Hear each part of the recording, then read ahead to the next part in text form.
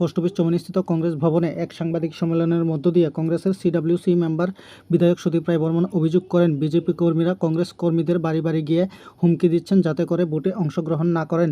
এদিনের এই সাংবাদিক সম্মেলনের মধ্য দিয়ে তৃণমূল কংগ্রেস ছেড়ে কংগ্রেসে যোগ দিলেন ত্রিপুরা প্রদেশ যুব কংগ্রেসের প্রাক্তন সভাপতি পীযূষ বিশ্বাস।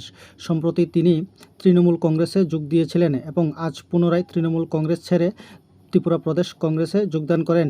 এদিনের এই সাংবাদিক সম্মেলনে বিধায়ক সুদীপ রায় বর্মন ছাড়াও অন্যান্যরা উপস্থিত ছিলেন।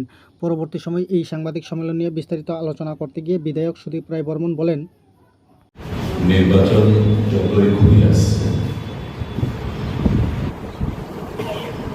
বিজেপি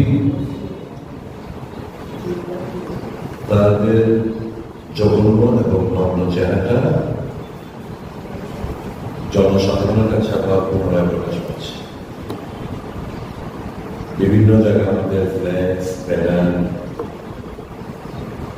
যেগুলো লাগিয়েছিলাম সেগুলো ফেলে দিচ্ছে। আজকে কলেজ জেলা জগন্নাথ এলাকায় বিভিন্ন জায়গায় আমাদের রিক্সার মধ্যে কিছু ফ্ল্যাগ, ব্যানার এবং সাগর কাপড় নিয়ে কয়েকজন কর্মী গিয়েছিল। এদেরকে এই সবগুলো ছিনিয়ে নিয়ে এবং সাগর শুদ্ধ আমাদের সমস্ত ব্যানার, ফ্ল্যাগ ইত্যাদি উপরে ফেলে দিয়ে সেগুলো নষ্ট করেছে।